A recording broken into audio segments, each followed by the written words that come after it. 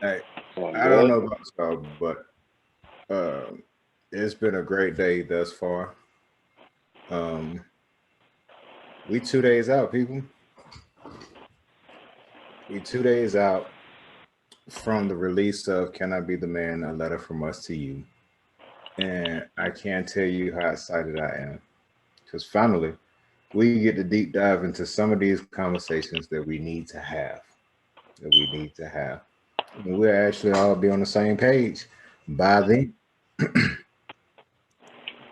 All be on the same page, which I'm super excited about.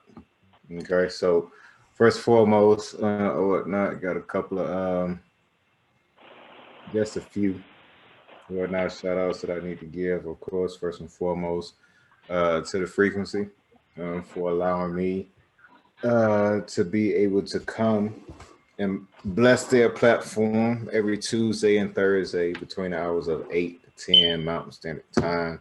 The King's Court uh, it is in section. Um, have too much fun up there, too much fun. And we're basically doing the exact same thing that we're doing right now, which come July, we've got a nice little surprise for everyone, or not in reference to that. Um, Also, happy birthday. Happy birthday, little miracle, or whatnot. Kids and stuff are on their way to your party as they speak right now, as I speak right now. So, happy birthday. You got me last year for about $20. We're gonna see how much you're gonna get me for this year. But y'all know what time it is, or not. Look, before we go anywhere, before we start anything, I need everyone to go ahead, like and share, like and share. Need you to like and share this live right now. Like and share this live right now because we about to get into the thick of things. All right,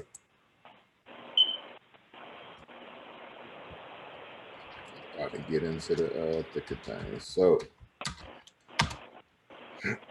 oh man, as you can see, normally it is at least six of us up here, but got a few people that's out today. Not a problem. Big shout out to Lamar, whatnot. You out there holding things down for your family. Whatnot. We got Diaz up here, but it looks like he's gonna be out as well, which means that I get to do the topic of discussion for today. Get to do the topic of discussion for today, not unless he left something in the chat, which I don't think he has. So, Yeah, he out today. yeah, I get to do the topic of discussion today. So, this is what I would like us to discuss right here. Okay. How important, and I don't care where we go after this, I don't care what direction we go. How important is it in a relationship, especially a marriage, to be able to grow together? How important is that? So, anybody want to dive into it? Feel free. Okay. Uh, I'll go first. It's extremely important to grow together. It's critical to grow together because whether you're trying to or not, you're growing in some type of direction. So if the direction isn't intentional, you will grow apart. And if you grow apart, your value systems will be different, which the value system is one of the pillars of a marriage, and you got to have uh, a similar value set to help govern the way you conduct yourself in your marriage and in your life. And you got to find somebody on the same wavelength. You know, you can't be on chapter 6 and they on chapter 2. You know, you need to find somebody that can move at your pace, and likewise. Um, if you don't grow together, you'll find yourself like a lot of relationships. where you're holding on for tenureship, but it's really counterproductive to both of your lives. And that's really no good place to be. And some people refuse to grow. They want to stay stagnant and they want to stay in their place. They are growing. They're kind of growing out of order, so to speak. It's not beneficial for their partner. It's not beneficial for themselves. But people like to be comfortable, and growth takes constantly being uncomfortable.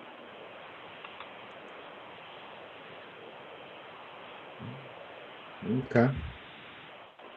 All right. Okay, Chris. Short and simple. Two can't walk together unless they agree. If you ain't walking together, you ain't growing together. So everything that Lee said. Okay. All right. So I'm gonna put it to you like this. I think it's one of the most intricate pieces and tools that everybody needs to be able to have. Quite frankly, and I say it all the time, I'm not the person that I was 10 years ago. 10 years from now, I won't be the same person that I am now. So it is imperative that we don't just learn to grow together, but in the midst of it, we're gonna have to learn how to adapt and continue to learn how to love in the midst of it.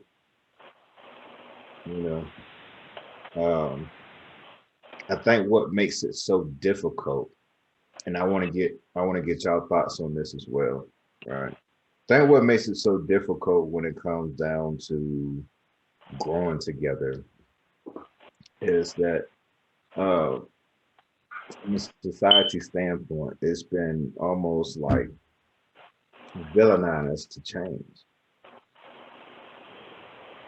What I mean by that is that you hear a lot of people talking about that'll say that they don't change, or this is who I am, and things of that particular nature or whatnot. But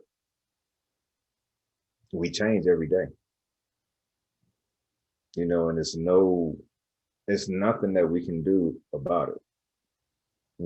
Every day, every second it passes, we grow a little bit older. Just a tad bit older. Our experiences, whether we want to acknowledge them or not, changes our views on life. I don't think the same way that I do now at 39 that I did at 18. Shoot, I don't think the same way now as I did back when I was 25.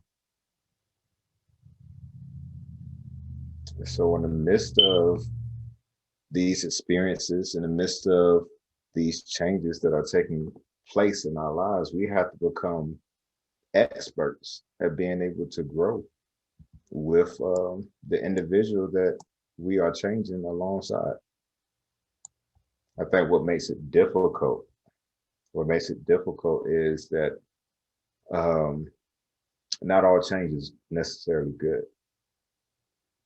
Not all change is necessarily good. You might be accustomed to one thing, and in the midst of change, that thing that you're accustomed to is no longer there.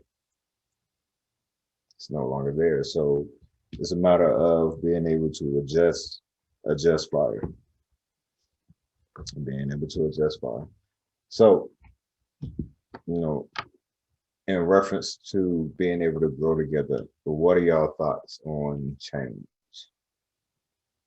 How does that affect that process?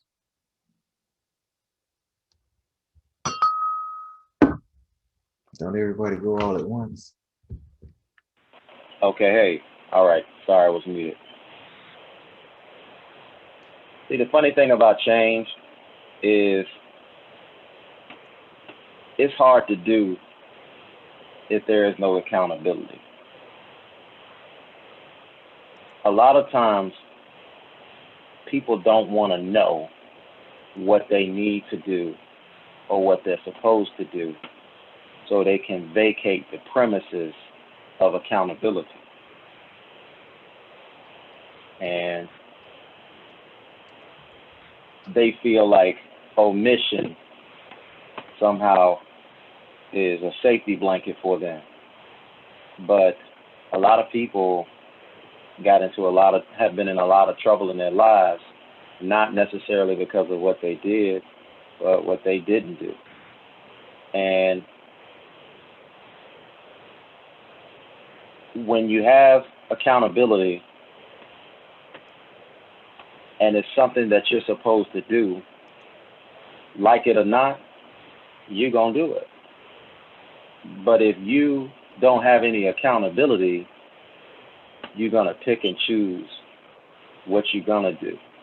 And that's not fair to the others that are affected by you, whether it be your husband, your wife, your children, your community. I mean, we have to live sacrificially in every capacity, because 99 times out of 100, it ain't about you.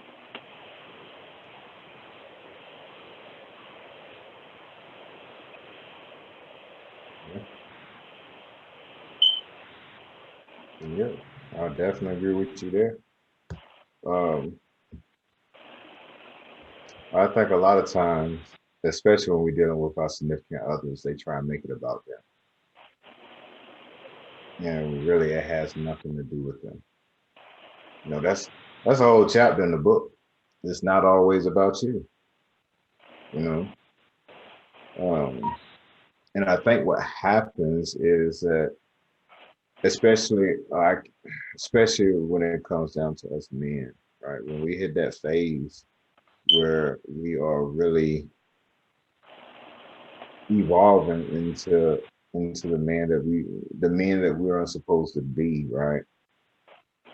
There's not enough space that's given. Not enough space that's actually given. And it becomes difficult and borderline frustrating, right? Because you're trying to push yourself to this next level, to this next phase of your life. And then your significant other, the one that's supposed to be, supporting you in the midst of this thing, it is really not understanding that you're holding on a little bit too tight. You're holding on just a tad bit too tight. And what I mean by that is I have a picture in my home. I talk about this picture a lot because it's my favorite picture. It's the one, it's not Ass One. I forgot the name of it. It might be Ass One. But it's a man with his family. Overnight, he's climbing the mountain. And he has his wife on his back, and the wife has the child that's on the back. All right. And she has her arms kind of draped across his chest or whatnot. And I think that what happens is that when you start that elevation, starting the process of that elevation or whatnot, they get nervous. And they change the grip up that they once had before, and not understanding that, well, you close to my neck, you borderline choking me. You know, I can't get done what needs to be done, or I need you to hold the same grip that you had before, or not. Otherwise, we all gonna fall. We all gonna fall. So there's a lot that comes with it. And of course, you know what I'm saying, as men, we have to be understanding at the same time. We have to be understanding of the emotional aspect, not just from our end, or from their end as well. You know, if you go from y'all under each other all day, every day, under each other, whenever y'all have some spare time, y'all together.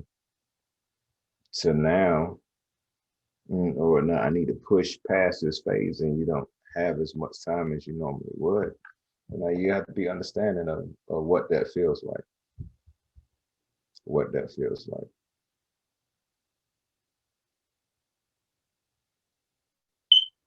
And it's just like I said, it can be frustrating at times. It can definitely be frustrating. And we have to learn and to mitigate that frustration, because quite frankly, it's just like you said earlier, Lee, if we don't grow together, we're gonna end up growing apart. It's as simple as that. We're gonna end up growing apart. And that's dangerous. Go ahead. Like it's like you need progress reports on your relationship. Like, how often are you checking in on the overall health of your relationship? Because a lot of times, you know, it's like if you catch cancer in stage 1, most of the time it's nothing to worry about. You can go ahead and take care of that. But if you catch cancer in stage 3 or stage 4, you know, you might be too late to do anything about it. I'm not saying you can't fix it, but it's going to have to be an aggressive approach. And to keep from having to aggressively fix your relationship, you're going to have to do some type of periodic checkup on each other in the relationship, in my opinion. I agree. I definitely agree. So let me ask this, right? What do you do when that significant other is not willing to grow or to change or to grow with you? How do you? Well, I think the most difficult thing, you know, you love this person, you invested into this person, you care about this person, and in many cases, when you've been with this person for 5 years, 10 years, 20 years, or whatever the case may be, you've spent the majority of your life with this person, and nobody really ever wants to start over. But as a man, you got to get past those emotions too, and you gotta move towards your purpose. See, it's like this. You know, women were created to be companions and helpmates. So a companion means that this person was there to be a comforter for you.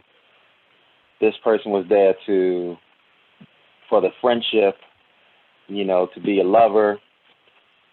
And then helpmate, this person is there to help you out with what you're trying to do. So if they truly, truly are helping you out with what you're trying to do, then that means they stand in tune with you and your purpose. And if they stand in tune with you and your purpose, everything takes care of itself because they're growing with you like that. I keep saying this about the tomato plant.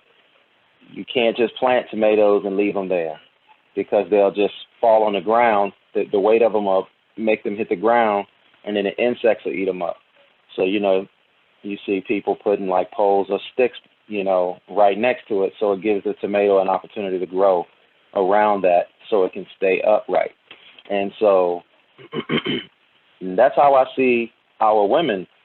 Our women, they keep us grounded. And so if they keep us grounded and they stay in tune with us, then they keep us intertwined. But if you moving in your purpose and you're doing what you're supposed to do, and I'm going to make a biblical reference, like Abraham. You know, Abraham was told to leave his family. Okay? Leave them behind. There just may come a time and a point in your journey where you have to move in a certain way, and it may make everybody that's affiliated with you uncomfortable. But if they tied to you for the long haul, then they're going to accept being uncomfortable, and they're going to move how they got to move for that particular season. Because that's what it is, because everything has a season. It's hot one minute, it's cold the next. You got to be able to weather the whole, you know, all seasons. So if that means you got to move, so if that means that this person is tired of growing with you or whatever the case may be, you know, you just may have to shed a few tears But you, as a man, you got to stay on point with your purpose, because again, I go back full circle. It's really not about you. It's not about me. Our lives are intertwined with the benefit and the ministry of others. So we got to be on our job. And we talk about this. It's more than just taking care of your family.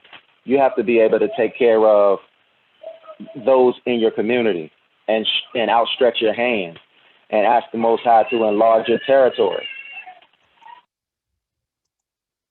Agreed. Think that I think that there's a little selfishness in it as well. And the reason I say that is because we get so accustomed to the things that we are accustomed to that we feel as though, you know what I'm saying, we're about to lose that which we are accustomed to, which sometimes might be true. You know, but I used to tell a friend of mine, I used to tell a couple people, you know what I'm saying, you have to count up the cost. You have to count up the cost to see whether it's worth it or not. Because if your significant other is pushing to elevate themselves and in essence elevate the household or whatnot, and you're the biggest hurdle that he's having to cross, once he crosses that hurdle and gets to the place that he's actually looking to get to, how do you think he or she is going to view you? In the midst of everything that's going on, you might mess around and damage the very thing that you're trying to hold on to. Chris, I seen you pop up for a second. What's your thoughts? Well, the easier answer for men today is leave them. A lot of men aren't even built to deal with that kind of they're not built to deal with that kind of stress, and they don't want to. And in some level of honesty, in most cases, that's the best solution, because it's not a thing of somebody that's not changing. You're asking about somebody that's not willing to change. That type person needs some deep counseling, because for one, they don't see where they're the problem, which is part of the reason why they're unwilling to change. Because a person is unwilling when they think that they're in the right, majority of the time. But it's the hardest decision for most men that want to preserve a relationship. Because I mean, we can go into the stats and say, okay, well, 80% of women or so forth and so on are in the relationships, and men are typically the ones that want to stay.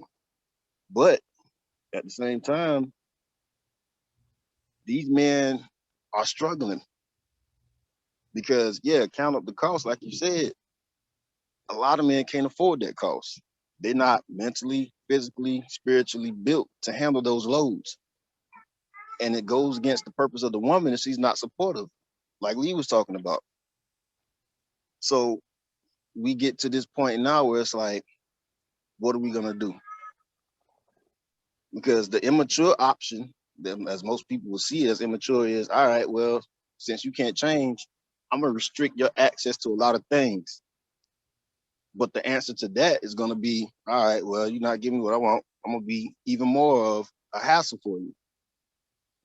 There has to be a level of accountability. Just like Lee was saying, if your partner, man or woman, isn't willing to hold himself accountable to getting themselves in order,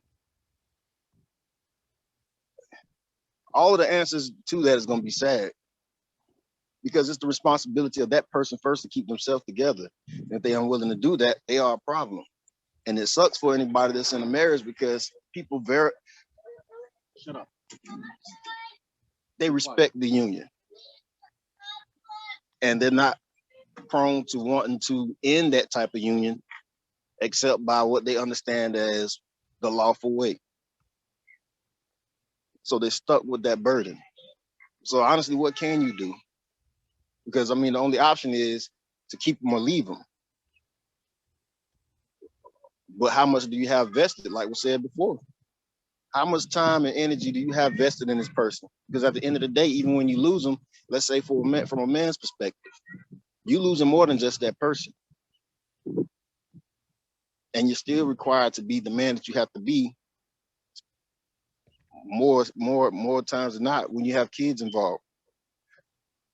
A man's responsibility never leaves him. That expectation stays in everyone's mind in regards to that man. So it's a heavy burden when it comes to a man, more so than it is for the woman.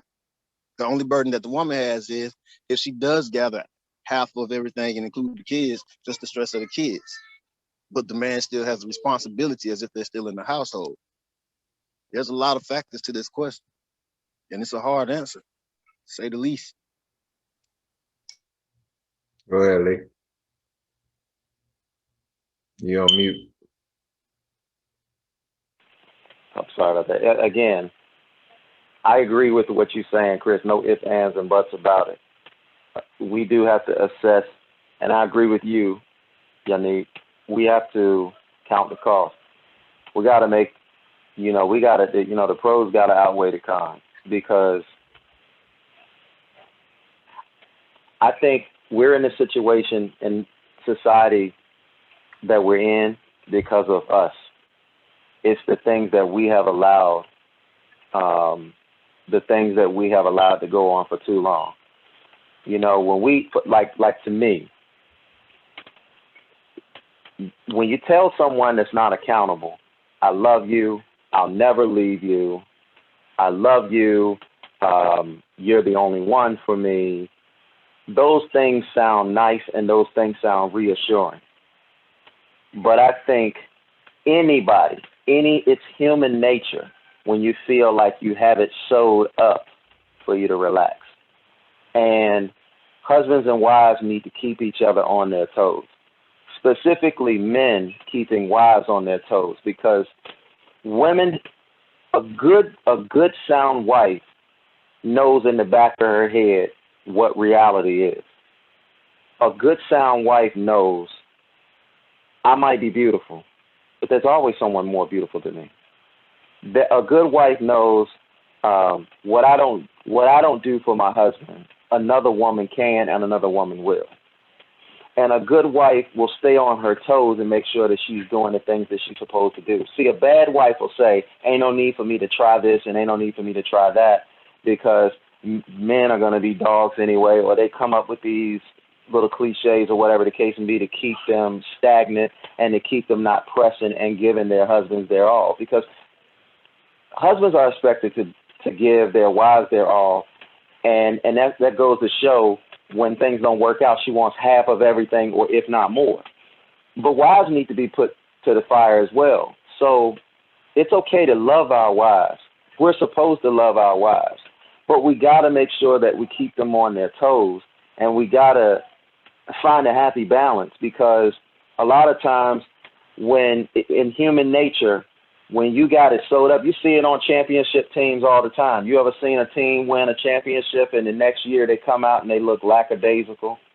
Or, they won 2 or 3 championships in a row and ain't nobody focused on winning the championship anymore. Everybody thinking about shoe deals and contracts and endorsements, and they start thinking about themselves. You have to have a sense of it could all go away. You have to have an environment of that. If you know in the back of your head that you'll never want to leave your wife or nothing like that, you don't necessarily have to be telling her that or reassuring her of that. Just do your actions. And I think if she knows in the back of her mind what reality is, that should keep her on her toes too. Y'all feel what I'm saying? Yeah. Well, I like what you said before, because it made me think about something, because we should never come to the point where we have to count up the cost. Something traumatic will have to happen for us to get to that point. I think that men should shop for women the same way that they shop for everything else. What's beneficial? Know what you want before you go out there shopping, and don't go out shopping while you're hungry, if you catch my drift, because you'll go and buy something that you don't need. But men need to, and I touched on this on a previous show, men need to get to a point where it's like, all right, I'm focusing on building myself to make sure that I'm in the place that I need to be able to support a family for one and provide for it and protect it. And in so doing, you're gonna meet a lot of people during that timeline. It cuts out the hassle because if you're working and searching at the same time, you're doing a little too much and your focus ain't gonna be where it needs to be. But half the time, I mean, think about it. When you're doing a lot of stuff, you're getting successful, you draw people to you anyway. And you come across people when you're traveling and doing so forth and so on.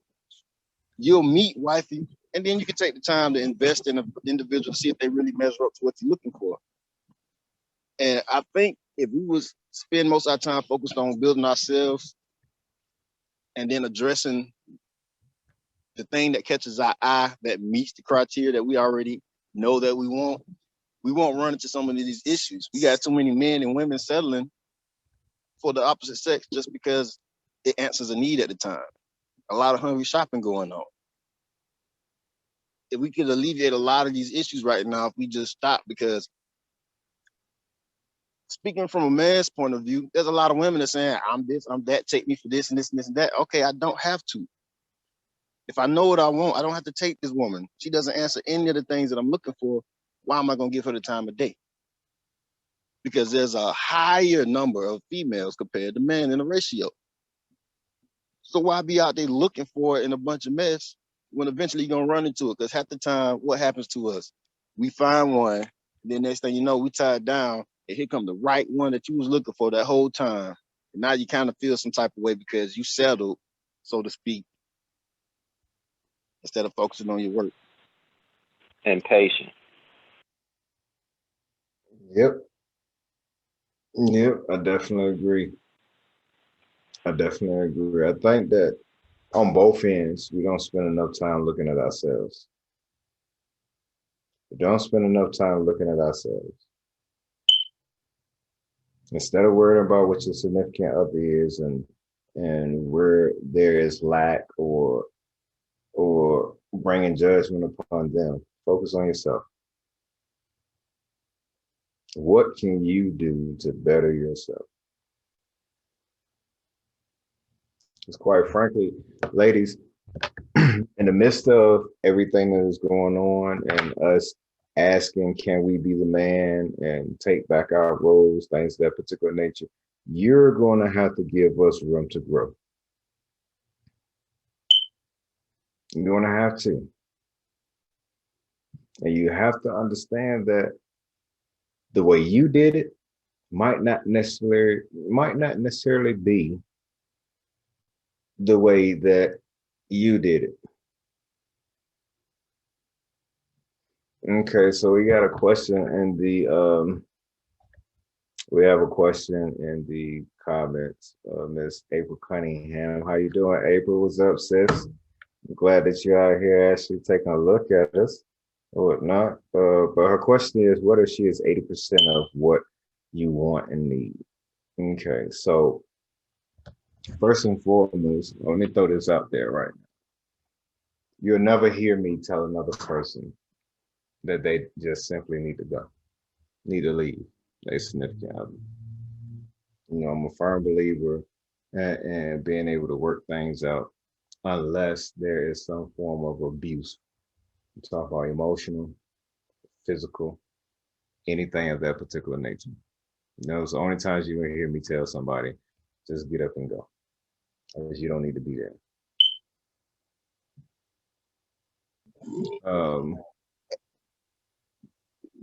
Go ahead, jump in, Chris. I see you before you lose it. Go ahead. Yeah, I like that 80-20 rule because it made me think about something. Y'all just got me thinking today. But I look at it just like the grading scale. Do you want an A+ or do you want a C? My thing is, what are you passing in and what are you failing in? Are you gonna be disappointed because you missed your grade because of this and that? And do you have a retake on that quiz? Can you raise that score with this particular test? Because somebody can bring 80% and it might be something that's adjustable and you can go back and get that 98 or whatever. Or it could be something that you wind up dropping to a 60 because there's a lot of factors. how is that number going to fluctuate? And are you willing to take that low score? Because a lot of people don't want that 80. They just settle with it because it's passing. Yeah, I was going to actually say something similar to that. I was going to say something similar to that because we're talking about our ability to grow together, right? Because you might have started out at 80%, but in the midst of it, 10 years later, you might have dropped down to 55. But if you still maintaining that 80%, or not 10 years later, what are you doing in order to become 100%? Because I can start singing some Teddy Pendergrass right now. You know what I'm saying? If you don't know me by now, you'll never, ever know me, type of deal. You know? Is quite frankly, the reality of it is 80% ain't even good enough. One of the points that So you I got a made question. made me think about something. Because outside the grading scale, let's think on the student aspect. What is that 80% surrounded by? Let's look at it from the college perspective. Hold on before you do that. She said nobody will ever be 100%, but we are all human. Okay, I get that, I understand that, but that's a narrative that we need to change. That's a narrative that we need to change. And we use the excuse of the fact that we're human, we're so-called imperfect, right? And to justify our imperfections and not having to deal with the things that we need to change. Because I've been telling you, if part of your 20%, right? If part of your 20% is how you talk to me. And I've been telling you for 10 years now, look, you need to watch how you talk to me. You need to watch how you talk to me, right? I need a little bit of respect. And you just hit me with well, this is just how I talk, this is how I am. No, that's something that can be fixed. That's something that can be fixed. And quite frankly, the way I see it, the way I feel is if you love me the way you say you do, and I'm telling you, now I've been telling you that I have an issue in this particular area, then I'm going to question whether you really do or not, because I'm literally telling you I don't like this and you steady doing it. Chris, you talked about it yesterday in the comments, you know what I'm saying? Something as simple as leaving the toilet seat up, right? Leaving the toilet seat up. If you've been asking me for 10 years to put the toilet seat down and you know what I'm saying, I ain't did it in 10 doggone years, at some period point in time, you're going to feel like, I just don't give a fuck. I just don't care about how it is that you feel about this particular situation. It just is what it is. We can grow. I don't care how imperfect or human we are or whatnot. If we're truly listening to what it is that our partners are saying, especially when they're communicating it or whatnot, you can grow into that place.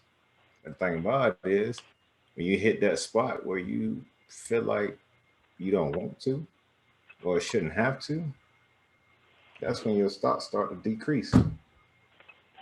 So like I said, you might have came in at 80,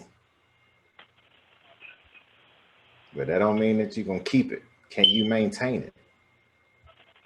Go ahead, Chris. My bad. I didn't mean to cut you off. Now, I'm going to let Lee go with what he was about to say before. I think I can remember my point. I'm going to wait for you, Chris. I was just looking at that same scale from another aspect, because I was looking at the grade scale as well, but from another point, if we take it to the college campus, you can have an A student and their grades drop because they're surrounded by a bunch of party hogs. They're influenced. And this could be somebody that's shooting for an A, but oftentimes distracted. But if you develop that discipline, you can strive and actually obtain that 100%. You can get to the 100%. Nobody starts out as 100% at that point. You've experienced enough of everybody else throughout life to where you might just be sitting at like a 86. But you can get to that 100 when you know who you are and where you are and what the standard is. And you work towards it, because more men are accepting of somebody that's striving for that 100 and has that drive to hit that no matter what. So it's not about where you are, it's about how disciplined you are more so than anything. Are you willing to change? Shout out to Tyler Perry that brought out that whole 80-20 ordeal. Or not, we appreciate you and hate you at the same fucking time. Thank you. No, but seriously though, you know, I like it the way that you said it, Chris. You know, where you start out at 100 and you have to maintain it. If we up the ante, right? If we up the ante and stop settling for that 80% and get that 100%, all right, or what we feel is 100%,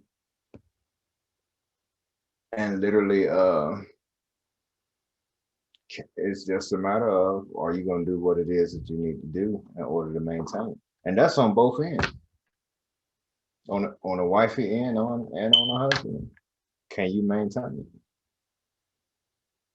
What's interesting to me, I just thought about that same 80 person could be that one that from time to time does some of that extracurricular that raises them above 100 every so often. Yeah. You can't be stuck on these, like what you were saying with Tyler Perry. I feel the same way, because you can't be stuck on this is the number and that's what it's going to be, because at any given time they can surpass the limit and come back down to above average. So when I was coming up, 80% was a C. I was always taught that I'm not an average individual, so I shouldn't be making average doggone grades. C's were not acceptable. But like I said, that is the narrative that we need to change.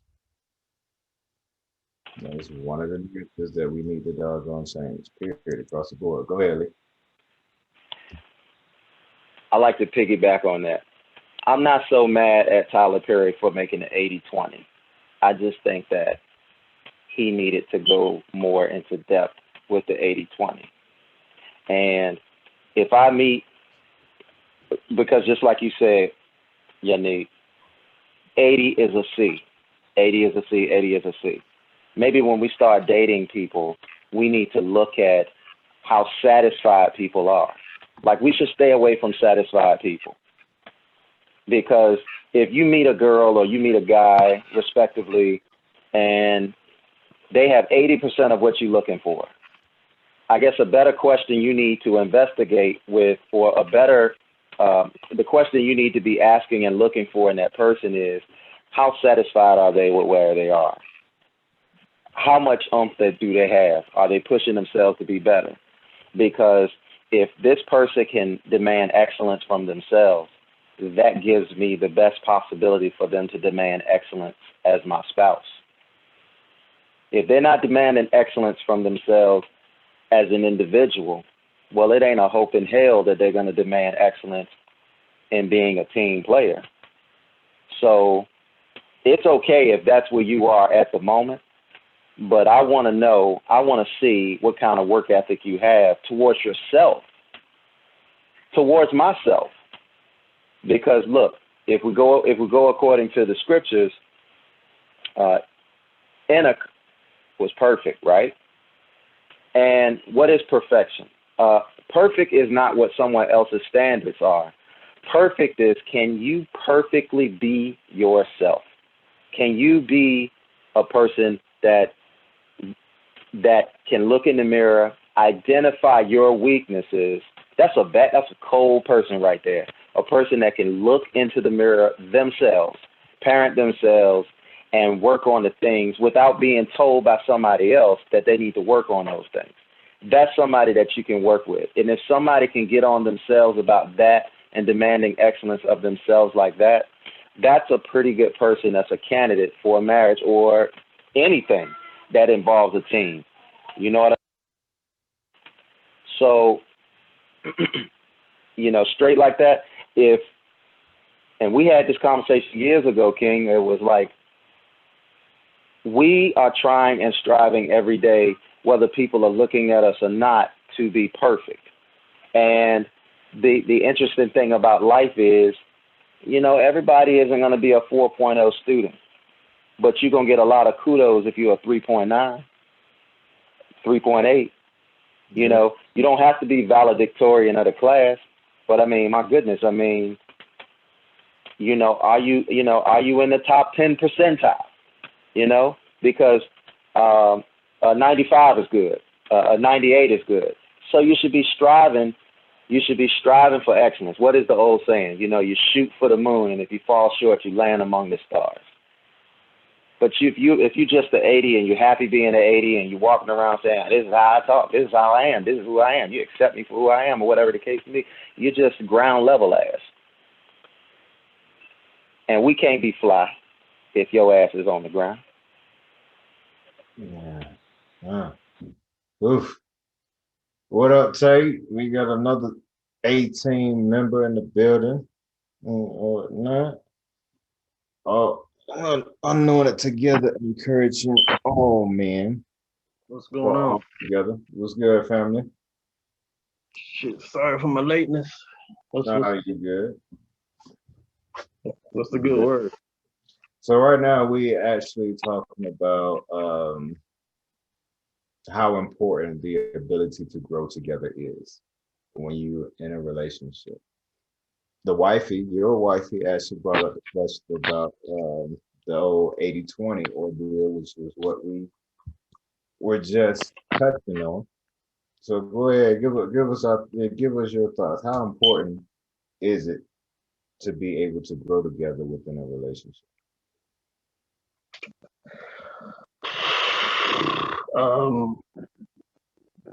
First, want to say what's up to all the brothers. Be proud of y'all, man. Keep doing what you're doing. Drink to y'all. Can I get some of that? You want some of that bamboo? Man, hey, look, my cup is empty right now. I need some. Man, we never let it get to the bottom. But the 80-20, I mean, I guess, we was talking, my wife and I was talking about this. We talked about this a few times as far as our situation, because even to this day, I feel like it's, I'm gonna wake up from this dream. It's too good to be true. You know how she treats me and whatnot. But we've come to understanding and come to a common understanding that it'll never be 100%. Trying to find someone that's has 100% of what you want in life, you might as well forget it. It's just like getting a house. What can you live without? And if her or his good outweighs the bad, is it worth it? Then yeah, go for it. For example, like I think I said it before in one of our conversations, if I'm coming home first before her, then I'll start dinner or something. I done went to work, came home, started dinner, cleaned up, whatever. That's my 70 through her 30, so to speak. So, and vice versa, she's done that as well too. So when I come home, I'll make sure my 30 is, as much as impact as her 70, as far as relating to a person. In the beginning, everybody meets that representative. You never know what you're going to get, you know what I'm saying? First, we can't walk up to a woman and say, yo, your personality fine in a month. We don't know them. So we got to figure this person out. We got to actually, put that time in trying to get to know one another. And in that process, I think I heard Chris say something a few minutes ago, settling for someone and then the person that you really wanted to be with or found out that's the person you're supposed to be with, walks by and now you're stuck in a situation.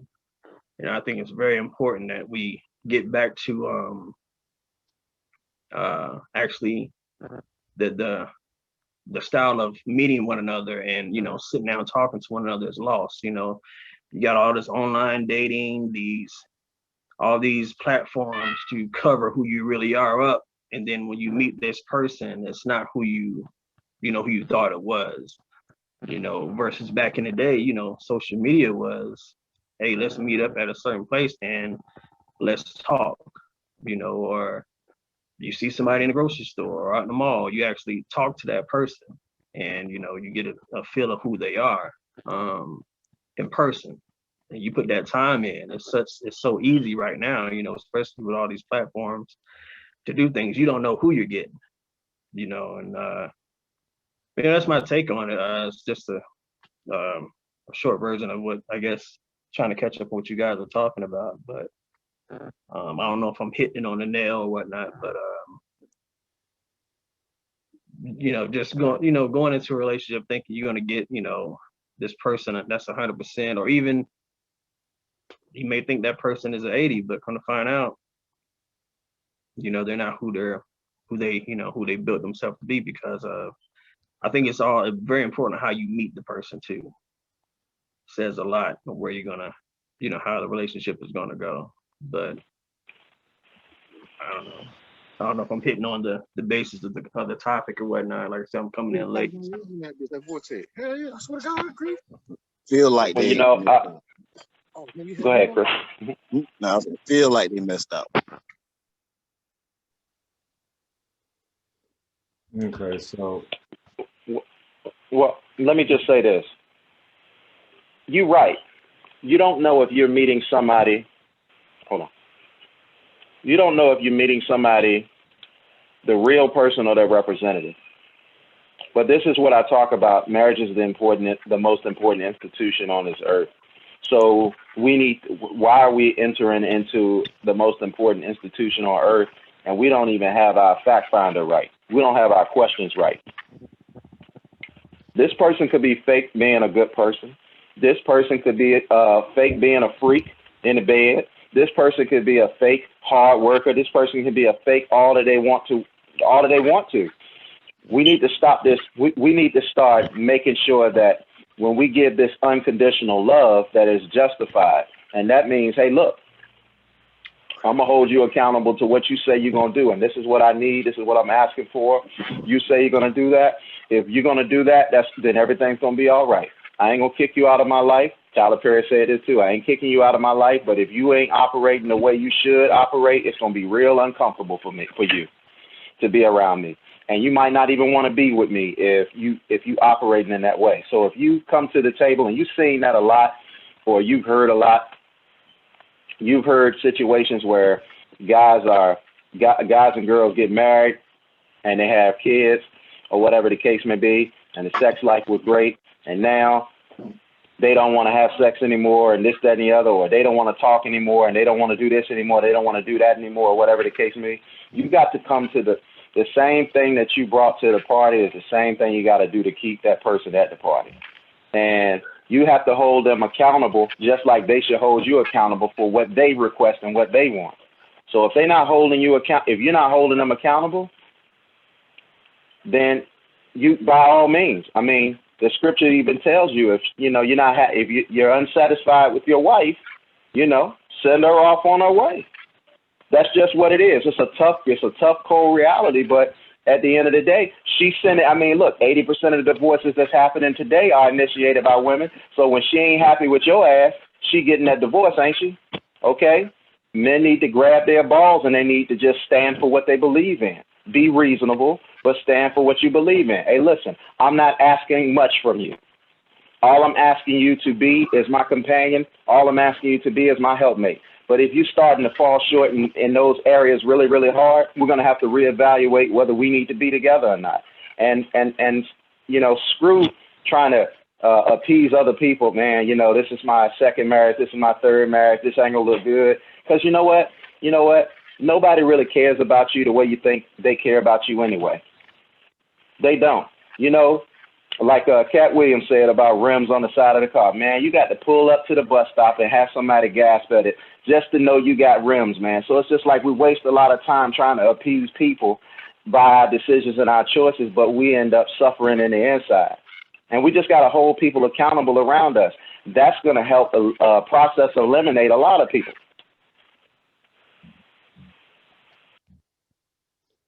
Man.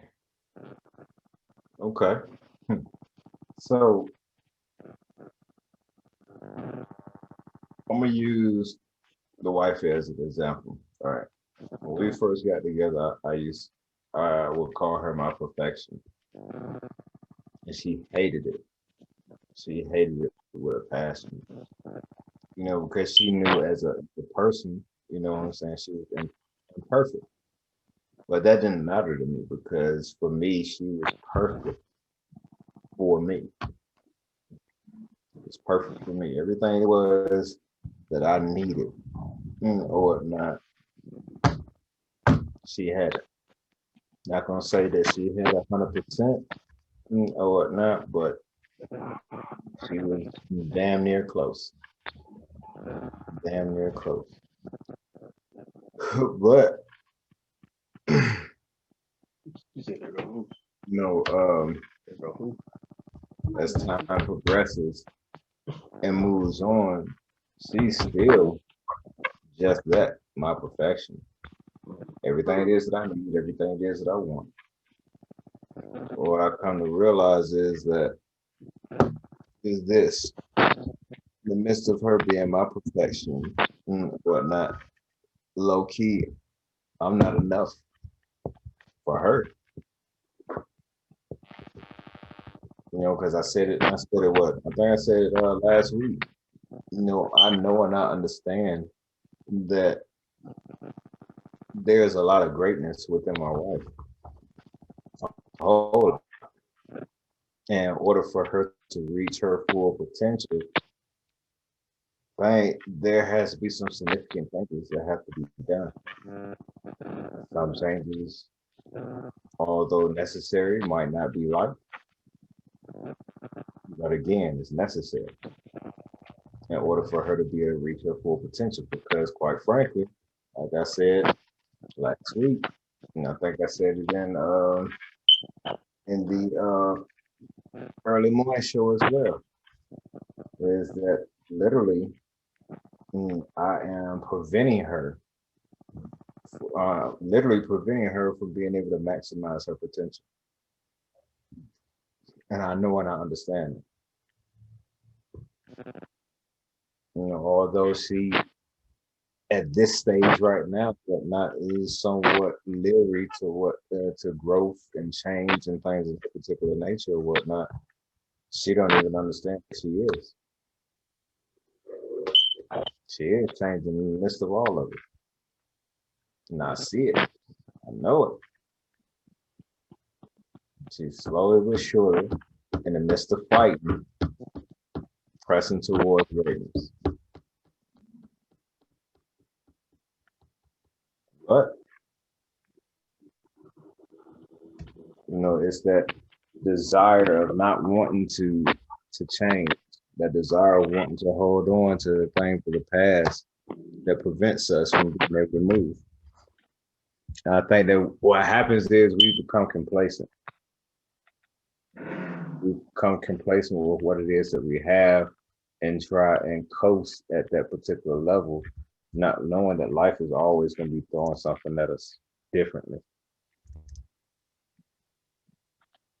Which is the reason why I say we shouldn't be selling a doggone 80%. Every last one of us should be striving for 100%. Not for, but to become. I mean, even from a biblical standpoint or whatnot, the Mashiach told us to be perfect. Why would he tell us to be perfect if that ability wasn't there? Well, everything in nature, for the most part, in my humble opinion, is perfect. But again, that's something we have to change the narrative on, because we feel like that we don't have the ability and who we are to reach that type level, which is part of the reason why you have so many people out here doing all these adjustments and everything else to their doggone bodies and so forth and so on to attain someone else's viewpoint of what perfection actually is, when it's not about anybody else's viewpoint, it's about yours. It's literally about yours. Only caveat to that is, go ahead.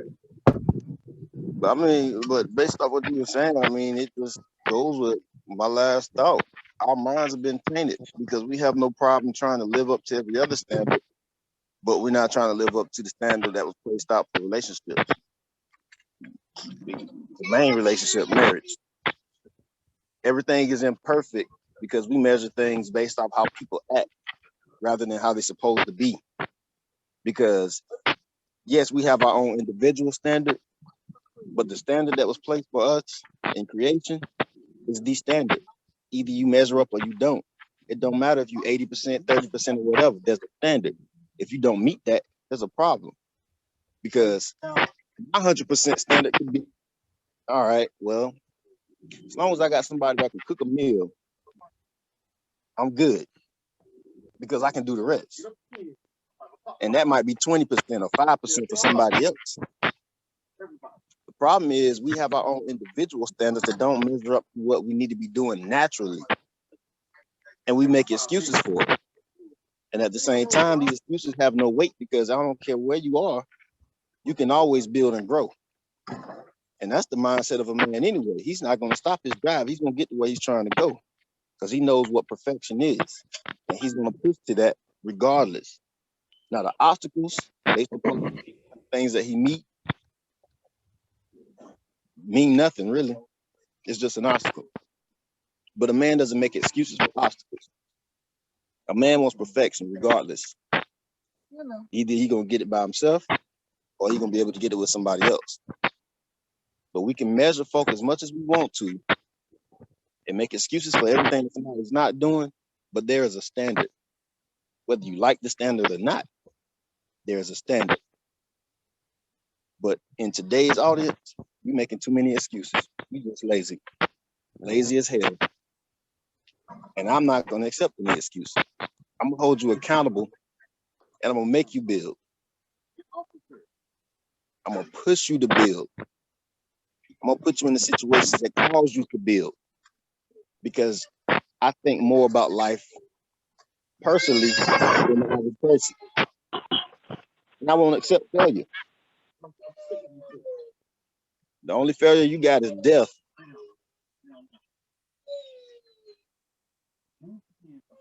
Meaning that you just can't finish what you were doing. Not me killing you. Real quick, we got a comment in the on the post. The infamous Tile. Shout out to Tile. What up, man? Appreciate you jumping on, taking the look. We got to get you up here one day. But he said many cultures have/had arranged marriages. Love grows, or our definition of love, the marriage was designed to build and nourish stronger communities and nations. It initially had nothing to do, and nothing to let me go back. Love grows, or our definition of love, but marriage was designed to build and nourish stronger communities and nations. It initially had nothing to do with petty standards of likes and dislikes, but for the cultural cultivation for children or your higher form of technology. I agree, 100%. I agree 100%. And quite frankly, in other places in the world, it is still that way. It is still that way. But here in the westernized culture that we live in and whatnot, marriage has literally been based off of love. There was a time when our parents It was our parents or whoever was responsible for us that put together our marriages. And you grew to love each other. And the benefit of that particular marriage had nothing to do with you. It had to do with the whole, as a whole. You know, you hear some people talk about it now, you know what I'm saying, that marriage is a business. Marriage is a business. You know, but that is viewed as being something negative. It's being something negative. But the reality of it is, marriage is the core foundation of nation building.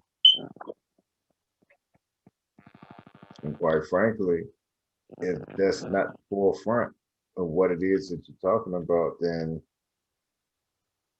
that's an issue as a whole. That's an issue as a whole. He said, love is law, family is business. Yes, I agree. Love is law, family is business. That's what's up. Definitely agree. Definitely agree. I think you got to find somebody. I think you got to find somebody. You touched on it, that you got to find somebody that is perfect for you. And I'm gonna put this back on the men, because it's not the women. All right.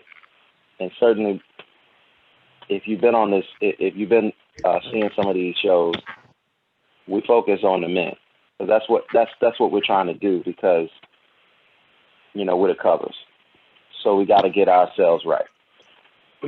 What we're saying here is, and this for all the men out here, is you need to have an innate yearning inside of yourself to be as perfect as you can, as excellent as you can. Okay? That means you have to be accountable, and you have to be looking inside of yourself and finding out what's wrong. And trying to do what you can to address that. And you're going to need some help sometimes. You're going to need to seek out some wisdom sometimes. If it's something that you're struggling in, you should automatically be looking for somebody that's really good in that particular area and understudy that person. You should be praying and meditating. You should be spending time with yourself, trying to evaluate yourself. Because at the end of the day, as a man, you're supposed to be able to do everything that you need to survive and thrive. And your wife is supposed to be the one that's supposed to put the icing on the cake. Somebody that's supposed to make things a little more easier for you. Be your peace, be your tranquility, be your sanctuary. A place where you can go and you can be vulnerable and naked and unashamed. You need to be paired up with somebody like that. And not so much as trying to find the most beautiful woman in the world. We thinking with the wrong head when we're doing that. We need to be thinking about somebody that's going to be a great partner for us, because they say love is blind, and it is true. Love is blind. Why would you want to be so blind with someone in an institution so important as marriage? And I'm not talking about not having love, but what I'm saying is we need to have a practicality approach to when we're getting married to people. And when you have the right foundation for marriage, when all of the components are in place and you guys are working together, that actually creates the soil, the nutrients in the soil that will grow love unimaginable. So many of us want to start out in love. Like, I ain't marrying somebody unless I'm in love. But if you don't have the foundation pieces in place, all of those different types of weeds in your garden is going to choke out love. And then your love is going to turn into hatred. And as I said before, hatred is love that you don't understand how to process. And you've seen that. Look at Thin Line Between Love and Hate, right? That movie. You saw what happened there. It was a passion that was misunderstood, and it causes you to lash out and do things that you normally wouldn't do. Crimes of passion, things of that nature, because you're sitting in a situation where you brought something so beautiful like love into an environment. You went to the store and you bought these beautiful flowers and you laid it on the table. You're supposed to put it in a vase. You're not giving love a chance when you don't have the things right. So for men, the first thing that I think men need to do is they need to discipline themselves from, you know, they need to have a discipline about sex. And our men are walking around today and they just want to, I want to have sex. I want to hit this one. I want to hit that one. And I mean, you don't have no discipline in sex. You're going to find yourself in a situation where a girl is going to be able to manipulate you with her cootie cat. Soon as she do something wrong, she know how to throw it at you to get you back in her good graces. Or as soon as she wants something, she knows how to, you know, she know how to put it on you and things like that. You got to have a discipline about that, because because there may come a time and a point in your marriage where you're going to have to stand firm, and you're going to have to stray from that, because you have to set a precedent in your marriage. I mean, I think anybody that's been married successfully for a long time, they've had to inflict themselves for the embetterment of their relationship.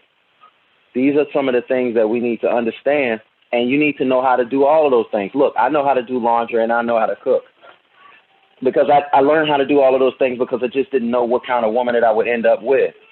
But now that I know that my woman can do certain things, I don't have to do certain things, because I can focus on doing the things outside of the home. You feel what I'm saying? I definitely do. What up, D? Welcome back. I don't know whether you paused or what. Welcome back. We have been talking about the importance of the ability to grow within a relationship, specifically marriage. The topic of arranged marriages was thrown into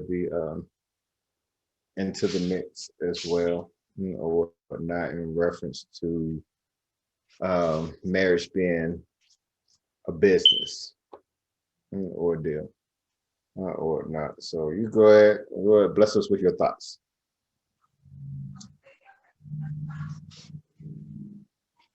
I think he's still frozen. Who? You. Who, me? Yeah. I was asking your thoughts on the topic or whatnot. What are your thoughts on how important it is for us to be able to grow within a relationship, grow together? Oh shit. You have to be. I'm like, that's just common logic at the end of the day. If you're not growing together, you're gonna end up leaving your mate, or your mate gonna end up leaving you. That's all the part of maturity and all this stuff. All this stuff go hand in hand together.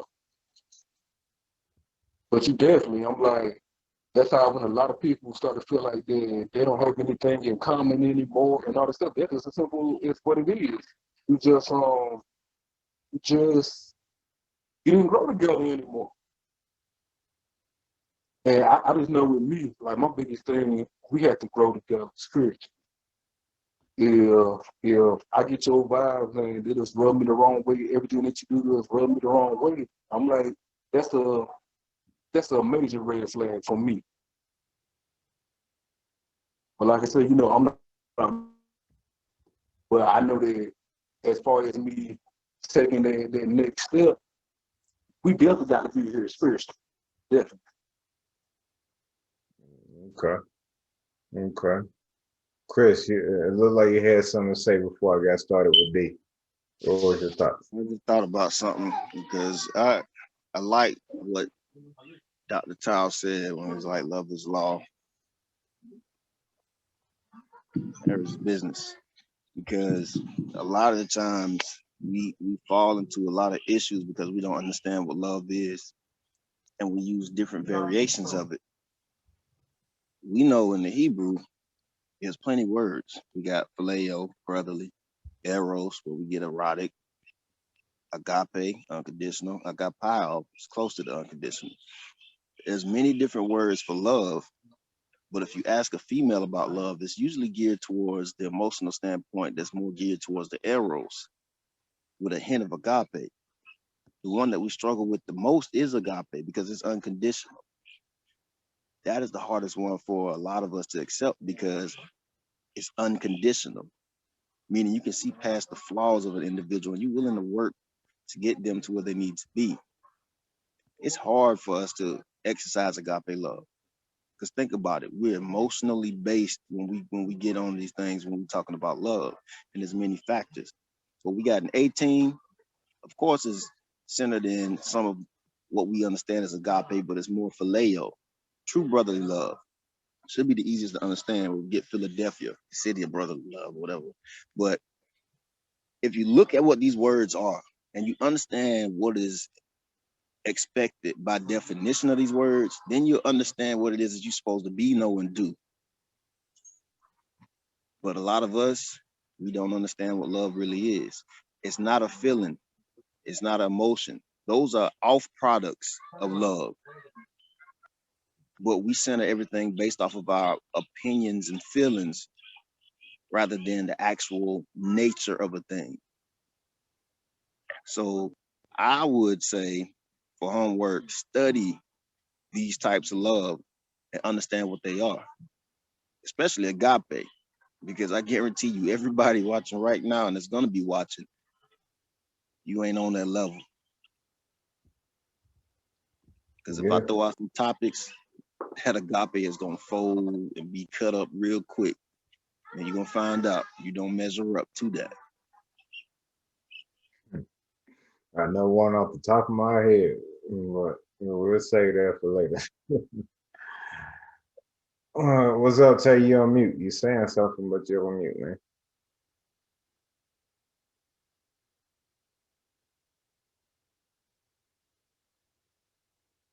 All right, you might have been talking to somebody else. But for me, it boils down to we need to raise our standard for ourselves. We need to raise the bar.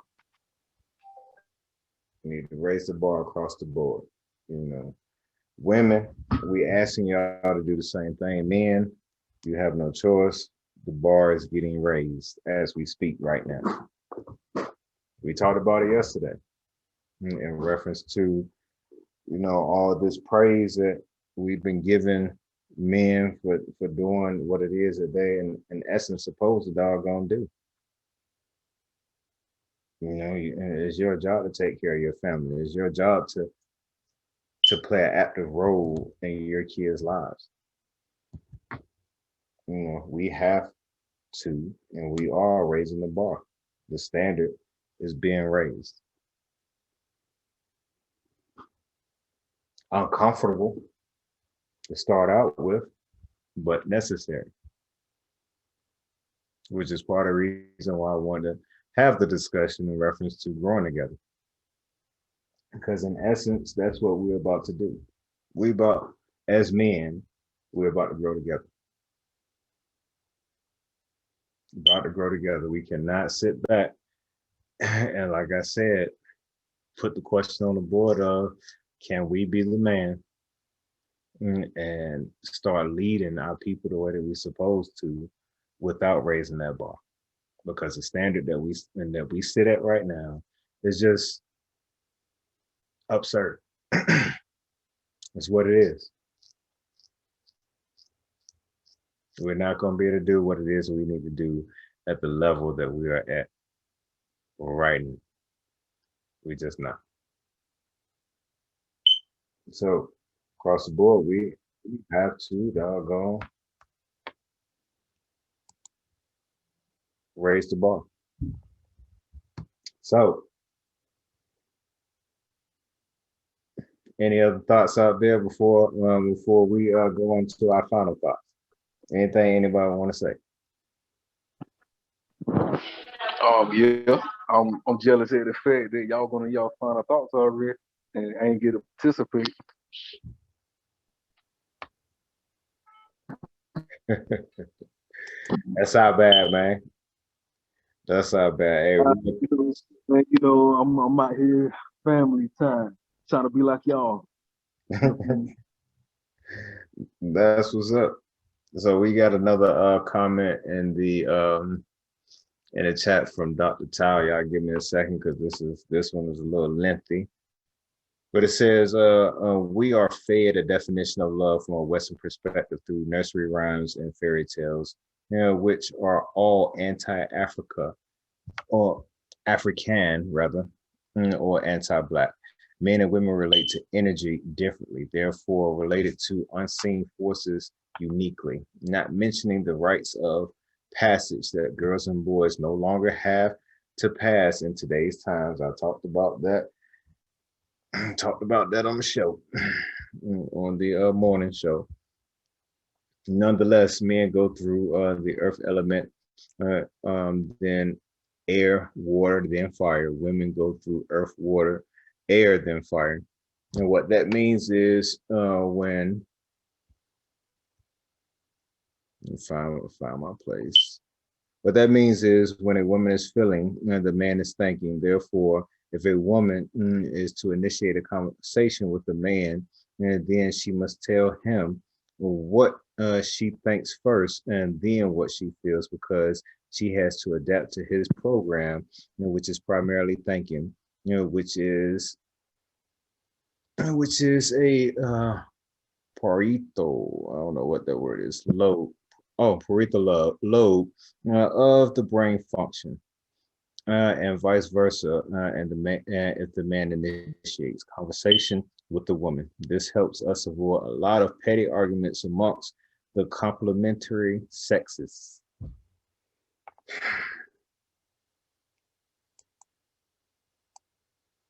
I definitely agree in that aspect. The bottom line is that we process things different. Man, if Tyler don't go ahead and bring his extra deep ass knowledge on this show, yeah, holding back on the brothers when he got out, man. Y'all don't understand who this man is. When this man get to talk, y'all gonna understand. This man got some knowledge. Yep. Good knowledge, through and through. Yep. But that energy is a big factor. The energy is a big factor. The fact that we process things differently is definitely a big factor. It's a huge factor. And a huge factor. And it's something that we need to understand in the midst of dealing with the opposite sex. Because even with the truth that we call, right? The truth that we call. Let me explain it for those that don't know what it is that I'm actually talking about. So in the midst of this Cold War that has been going on between both men and women, we call it a truce. We're gonna take the men over to one side. We want the ladies to go over to the other side. In the midst of that time of ceasefire, or whatnot, we gonna hold ourselves as men accountable. There's some healing that needs to be done that is going to be done. But at the same time, we're going to look at what it is that we can compromise with, or what we're not willing to compromise with, and what we can just simply let go. And we're asking that y'all do the exact same thing. We're asking that y'all do the exact same thing. And when we come back together, we need to be able to use these tools that Dr. Tal is actually talking about in reference to how we think differently, so that we can express what it is that in essence we need from each other. And that's literally the bottom line. It's literally the bottom line. It's a new day, new age that we're on the horizon of. And like I talked about before, I think it was on the morning show, we need to look at our past to a certain degree and look and find those things that actually worked for our ancestors. And we need to grab hold of those things and bring them back over to where we are now. Now, granted, this day and age is different from back then. And so there's going to be some things that might have worked back then that just simply will not work now. But those things that did work and that we can incorporate into where we are at right now, we need to. And we're going to. Just as simple as that. Just as simple as that. But we're going to go ahead and dive into our final thoughts or not. We've hit that mark. Who wants literally to go first? Who want to go first? said what I said. I'm done. Beat that, D. I'll go first, just like I said on the show. I'm just gonna say this: we are 2 days away from the release of 10. Yes. And in the words of KingNaib, y'all will be able to keep joining on the conversation.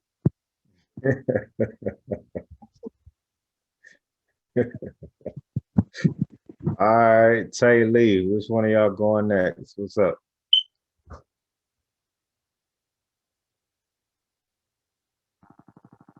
I'll go ahead and go. Just based off the tail end of what I've been hearing. Like I said, I came in late as well, so my apologies on that. But I think we don't give our. I've been hearing throughout the podcast today and a few other podcasts that I've come in on the tail end of. I keep hearing we've lowered the bar. We gotta do better. We gotta which is what the podcast is about. It's in betterment of empowerment and of men to and better themselves and whatnot. However, I don't think we give each other enough credit for where we've come from to where we are now within these relationships. Specifically this podcast, what I've been hearing, we don't give the each other enough credit as far as the good that we do, the pats on the backs as far as I think the last podcast that we talked about, I can't remember the whole title or I think it was something on the lines of women being the breadwinner. Ultimately, if that man is maintaining his household and his peace in the house, it's nobody's business. It's nobody's. Bottom line, there's no manual with this thing called life. There's no manual with marriage. Only thing we can do is go back and backtrack on the scrolls of our ancestors, the people before us, seeing how they made it. My parents were married over 30 years. Ups and downs. At some point, she was a breadwinner. He was a breadwinner. He fell off. She fell off. We had a breakup fights. We had to pull one to one side of the house, pull one to the other side of the house. But they're still together 30 years, and their love is even stronger now because they're just taking it day by day, and they're going off the common sense of wanting to see each other happy. I don't think we give each other enough credit on here as far as that. I look at you guys, and I think you guys are doing a wonderful job within your own relationships. Instead of saying we keep lowering the bar or we've dropped the ball, I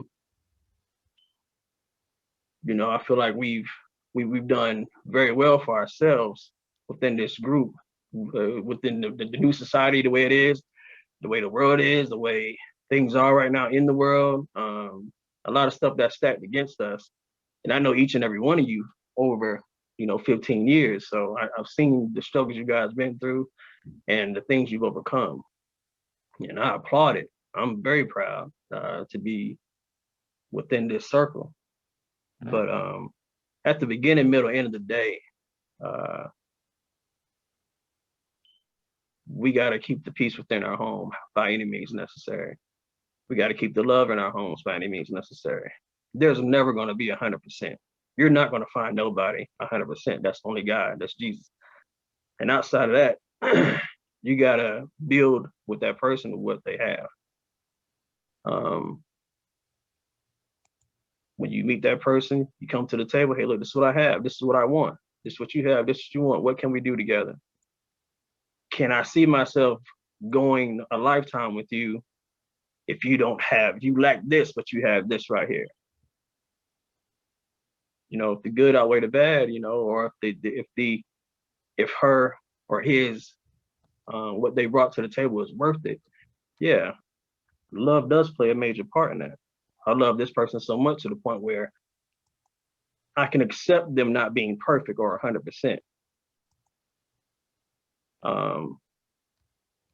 We got to be careful when we say stuff like that, because we're always going to be let down if you think about it. Well, I want somebody that's 100%. I think I heard Chris say it. Once you're with that person and you find out that they're not living up to certain standards or whatever, you can pretty much break off of that. You know, I don't think it's and this is just my opinion, brother. I don't think we should get relationships to the moment we see, or they strike out 3 times, you know, it's over, or you know, hey, they ain't bringing this to the table, whatnot. Love conquers everything. Love will allow you to accept some things like patience for that person to grow. I want to say that. To watch them come around, help them come around. I think it only becomes 100% when those 2 people come together, you know, and she's better off with, you know, finances or whatever. Okay, cool. I'll let her manage the books, or he's better off with this, and this, you know, so I'll let him manage that.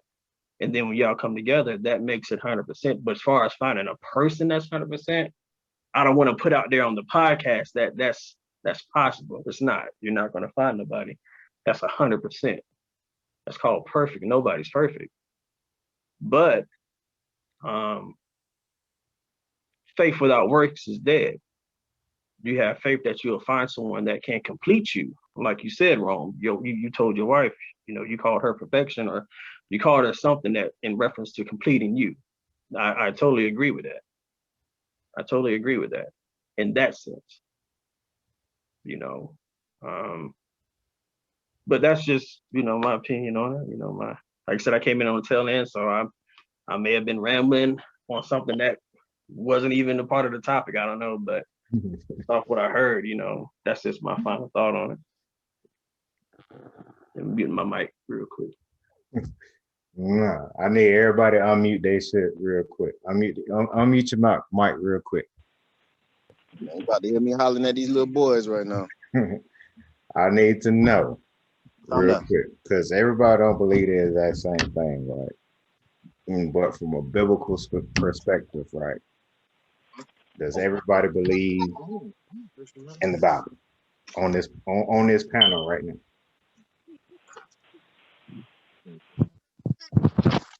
Yes, amen, something. Say what? Yes. You get a yes, amen, something. What was the question? Does everybody You believe in the Bible? The Bible. Oh yeah. Hey, hold on. I'm about to stop you right there. If you going to the direction I think you're going, we go ahead. There's gonna be another topic for another day. Because I thought about that for today. We gonna save that for probably for next week. I already know what we're talking about. We're talking about the order. We're gonna talk about that next week. Probably talking about the order, right? That's a part of it. That's part of it. We'll say for next week. We'll say for next week. But the premise has been set. All right. Man, there's so much I want to say right now, but I'm gonna go into my phone. Speak on, go ahead. Speak on. No, we ain't got time. Real talk. I'm gonna wait for the after party. So What's that? That's a daisy. Say daisy. Man,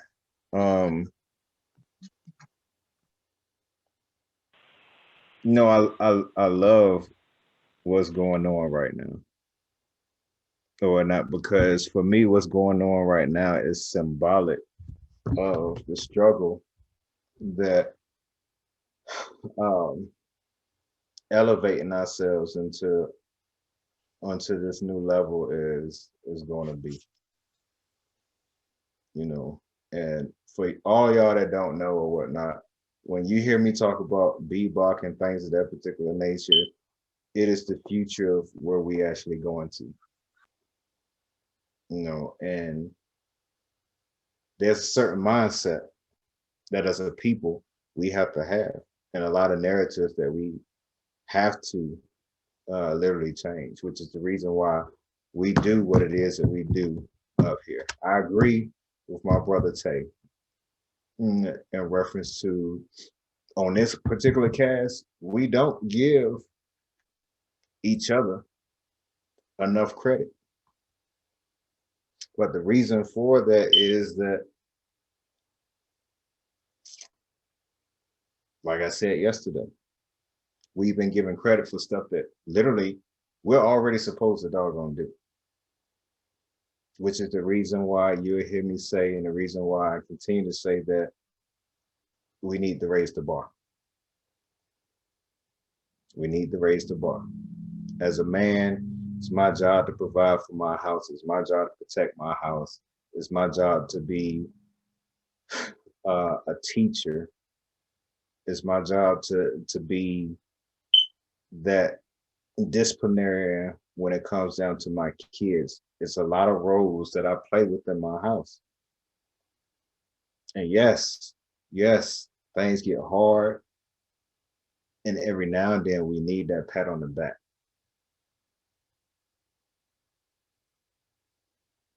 But I want y'all to look at it this way, right? And I can't speak for everybody, but I can speak for my house. My kids come home with a C, they're not getting no praise from me. Why? Because it's unacceptable. It's completely and utterly unacceptable. B's, you get a thumbs up. A's, I give you all the praise in the world. But even still, it's not going to be that much. You want to know why? Because the requirement that has been set is that is what you are supposed to do. I send you to school to learn and to make good grades. I don't send you to school, sit back and play. I don't send you to school so you can feel good, or anything of that particular nature. I send you to school with a purpose. And that is what it is that we have to understand. And the bottom line is this, is that we have come to a place where we feel like that literally the only thing that we are supposed to be living for is our own happiness. Our own happiness. Damn, whatever's going on outside of my door. As long as I'm happy, my family is happy, I'm cool. And what we are saying is that that is no longer acceptable. It's no longer acceptable. Your happiness is going to have to extend outside of your household. Why? Because this thing right here that's coming, the whole concept of it is everyone working together for the benefit of everyone. If you're only concerned about you and your own, then this right here is not going to work. And you're going to miss out on the best blessing that you can ever have in your life. And I can't wait.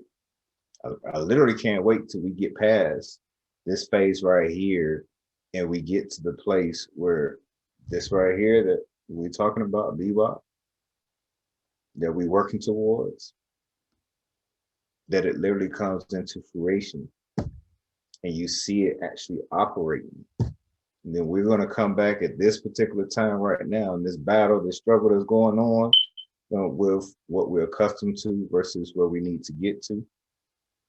We're going to laugh at it. And you're going to hear us all say, man, if I would have known that this is where we was going, I would have changed that shit up a long time ago. A long time ago.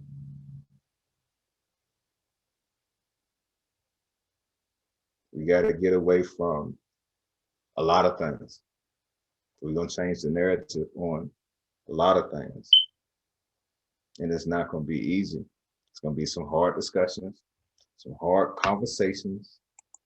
things of that particular nature. But we built for it. We built for it. But as I started out in the beginning saying, we are literally 2 days away from Can I Be the Man? A letter from us to you being released. April 28th on Monday. Everybody that has pre-ordered their book, your book will be en route, and we will be able to start the conversations that I've been holding back on, that can't wait to actually have or not. It's about to go down. It's about to go down.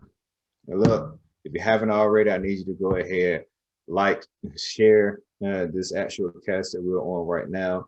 Go to Can I Be the Man? The actual page, like, share, and follow that as well. Need you to also go to the Frequency CO. Shout out to Lady Latina and all of the crew for allowing us to bring the King's Court over to the Frequency so that we can go live out on the airs. That is every Tuesday, every Thursday, 8 a.m. to 10 a.m. Mountain Standard Time. You already know what it is. Go ahead, set that time on your clock. If you at work, make sure you don't set no meetings during that particular time. That way you'll have those 2 hours so that we can dialogue. I got to give a shout out to, of course, all my 18 members or whatnot. An affectionate shout out to my man Lucky. I had a situation over in his area or whatnot, and without hesitation, my man was ready to go take care of it. That's what I'm talking about. That's the brotherhood it is that we have within this 18 that I love, and I love so much. Definitely. And look, a big shout out to Ateamtv. Lamar, he's not with us right now. He's doing big things. Though, got to give a shout out to Buckeye Financial as well. You already know what it is. Anything from a financial standpoint, insurance standpoint that you need, hit them up. The game store. Hey, the jerseys is running out. They're running out. But he got whatever it is that you doggone need. I'm telling you that right now. And he about to bring shoes online as well. Go ahead, put your pre-orders and stuff in. And then, of course, I definitely got to give a shout out to doggone Telemade Productions, the best production company, audio and video that is out there. You already know what it is. 18 doing big things. There's so many different companies that I can give shout outs to right now. It is ridiculous. But we got to go ahead, get out of your way. Can I Be the Man? Letter from us to you. Pre-order it right now. 2 days, it's gonna get shipped out. Get ready for the conversation, because if you like what it is that you've been hearing, even if you don't like what it is that you've been hearing, we about to get into it.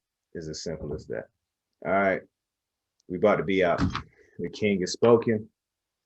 We'll see y'all next weekend.